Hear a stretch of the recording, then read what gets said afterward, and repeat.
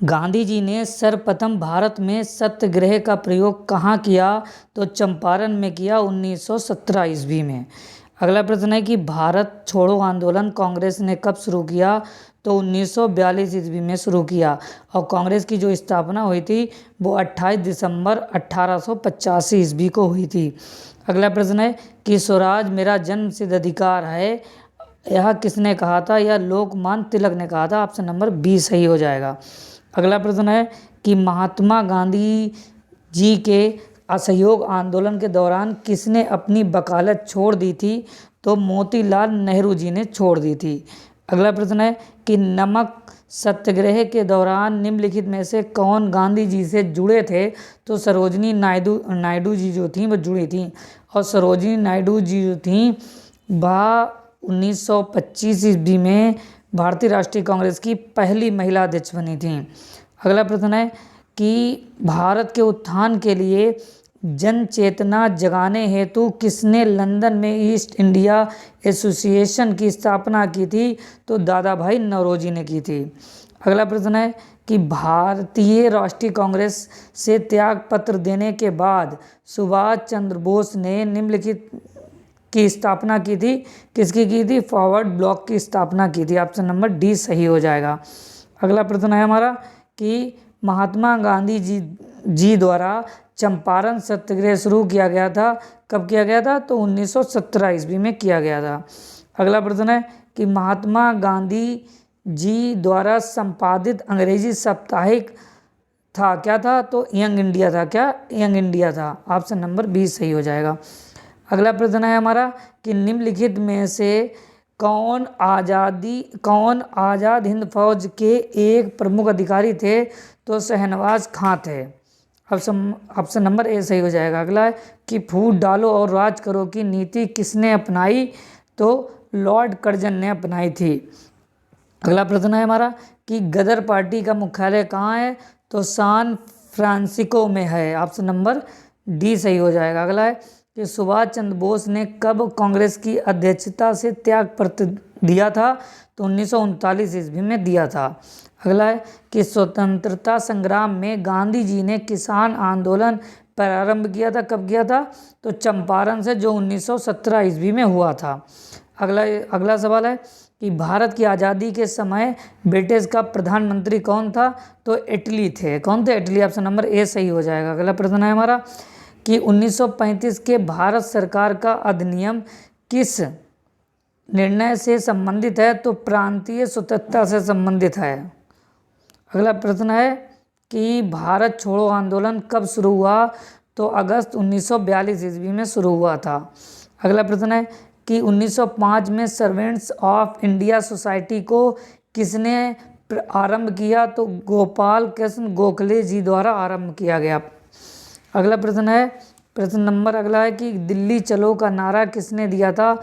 तो एस.सी. बोस यानी सुभाष चंद्र बोस जी द्वारा दिया गया था। अगला है कि किस कांड के कारण असहयोग आंदोलन बंद करना पड़ा? तो चौरी चौरा कांड के कारण असहयोग आंदोलन बंद करना पड़ा, जो 4 फरवरी 1922 ईस्वी को हुई थी। अच्छा, असहयोग आंदोलन जो था वो 1920 से 1922 के मध्य चला था। ठीक है। अगला प्रश्न है कि निम्नलिखित में से कौन सीमांत गांधी के नाम से जाना जाता है? तो खान अब्दुल गफ्फार खान जो हैं वह सीमांत गांधी जी के नाम से जाने जाते हैं। भारतीय राष्ट्रीय कांग्रेस की प्रथम महिला अध्यक्ष कौन थी? तो एनी बेसेंट जो थी वो प्रथम महिला अध्यक्ष थी। अगर आपसे पूछ लिया जाए कि प्रथम भारतीय महिला अध्यक्ष कौन थी, तब 1925 में सरोजिनी नायडू जी बनी थी। ठीक है। अगर आपसे पूछ लिया जाए कि द्वितीय भारतीय महिला अध्यक्ष कौन थी, तो वह कौन थी? तो वह नीली सेन गुप्ता थी, जो 1933 के अधिवेशन में अध्यक्ष बनी थी। ठीक है। अगला प्रश्न है कि केंद्र राज्यों के प्रशासनिक संबंध भारतीय संविधान के किस अनुच्छेद में हैं? तो 352 से 356 के मध्य हैं। अगला कि भारतीय राजनीतिक व्यवस्था की विशेषता है क्या है? तो जाति, धर्म और राष्ट्रहित यह भारतीय राजनीतिक व्यवस्था की सबसे बड़ी विशेषता है। गोवा भारतीय गणतंत्र का एक हिस्सा कब बना? तो 1961 ईस्वी में बना। अगला प्रश्न है कि निम्नलिखित में से कौन भारतीय संविधान में समवर्ती सूची में रखा गया? तो जनसंख्या नियोजन तथा परिवार नियोजन। अगला है कि मौलिक अधिकार जो होते हैं, अगला प्रश्न है कि मौलिक अधिकारों पर निम्नलिखित में से किसके द्वारा प्रतिबंध लगाए जा सकते हैं? तो उच्चतम यानी सुप्रीम कोर्ट के द्वारा लगाए जा सकते हैं। मौलिक अधिकार जिसको हम इंग्लिश में फंडामेंटल राइट्स कहते हैं, जो 12 से 35 के मध्य होते हैं। अगला प्रश्न सवाल है कि राज्य लोक सेवा आयोग के अध्यक्ष की सदस्यों की नियुक्ति कौन करता है? तो राज्यपाल करता है।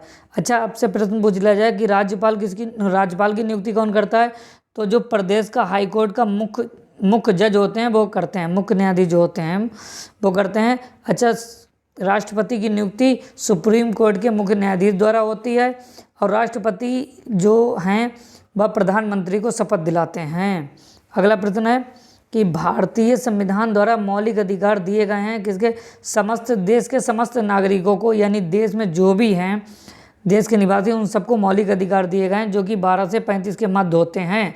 ठीक है, अगला प्रश्न है हमारा कि भारतीय संविधान में मौलिक कर्तव्य कब सम्मिलित किए गए?